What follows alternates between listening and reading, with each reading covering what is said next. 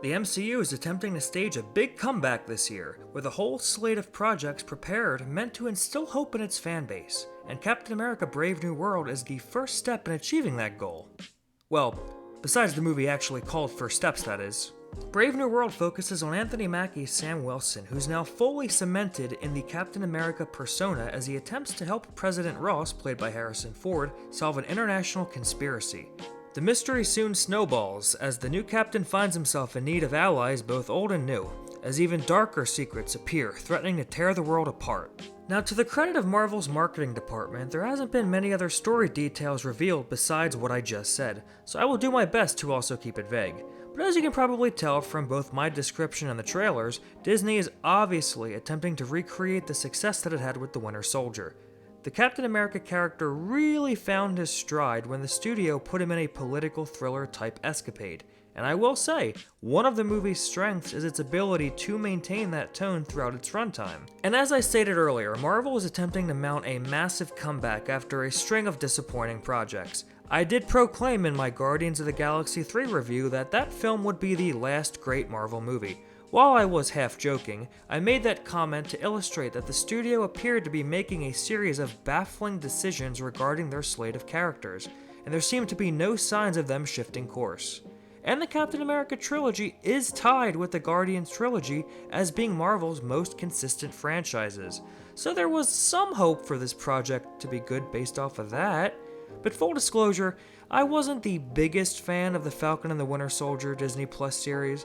While I think Anthony Mackie is a very talented actor full of charisma, I feel like the studio really did him dirty with a poor script, a terrible villain, and one of the most groan-inducing conclusions to a superhero project I've ever seen. Hey politicians! You gotta do better, politicians! How? How do we do better? You're being not good, so you gotta stop not being good and be good. Vaguely.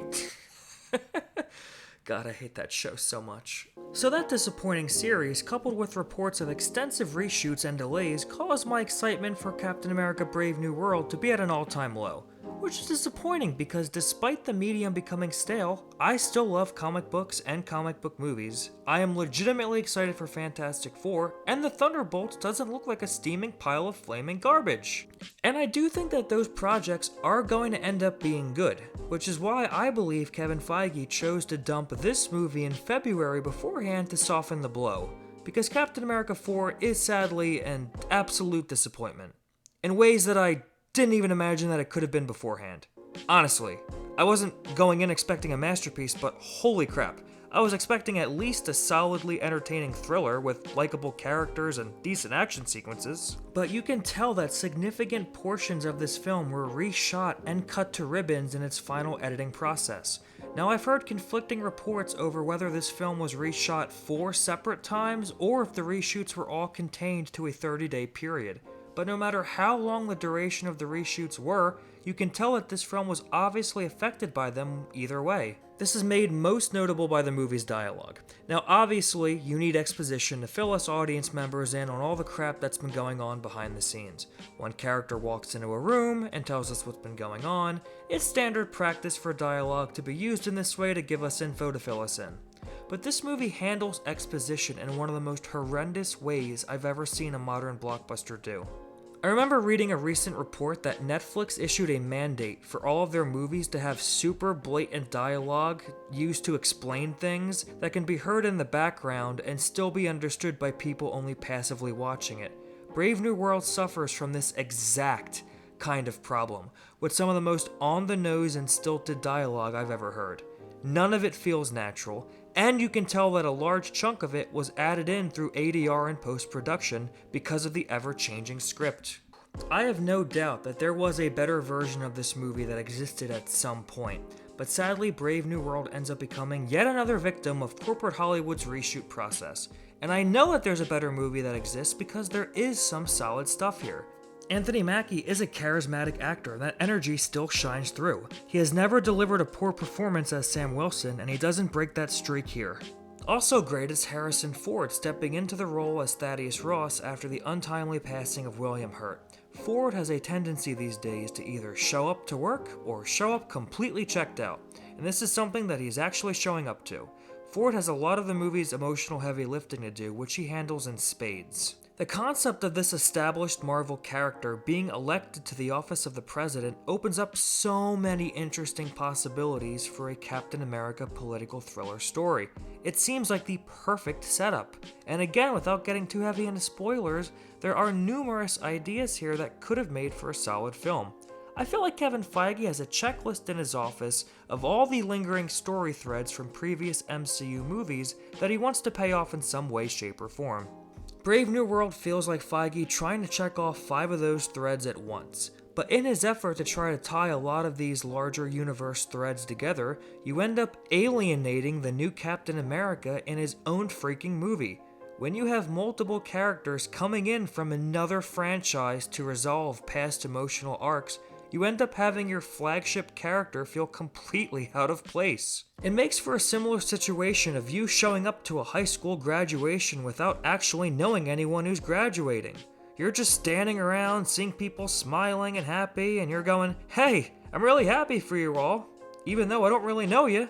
Look, I'm one of the 5 people on planet Earth who doesn't hate 2008's The Incredible Hulk, but maybe doing a backdoor sequel to that movie when you're trying to recoup Marvel's reputation wasn't the brightest idea? And Mackie's chemistry with Danny Ramirez's new Falcon character is simply lacking. I've never found Chris Evans to be a phenomenal actor, but man, his absence as Steve Rogers is really felt here. While watching this team of heroes make their way through the movie, you can't help but look back at Sam, Steve, and Bucky going through similar situations, and the comparison just really hits home that there's not that same kind of emotional connection with these guys. It also doesn't help that the new Falcon is one of the most insufferable characters ever put in a recent Marvel movie. And that's saying something. But hey, this is a superhero movie after all, and I've been known to sit through some pretty bad superhero movies as long as I get some good action. So how is the action, you ask? Well, it's pretty mid if I'm being honest. The Captain America trilogy has such memorable sequences from the elevator fight to the airport battle. Here, we are treated to either poorly edited hand-to-hand combat encounters or hastily rendered CGI sequences that you can tell were probably finished a week ago.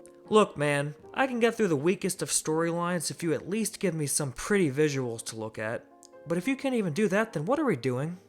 Guys, I'm not gonna lie, I was pretty shocked by how bad Captain America 4 was. Again, wasn't expecting some sleeper masterpiece, but at this point in Marvel's history, I feel like they should have known that any failure will continue to drive any previously held goodwill into the ground.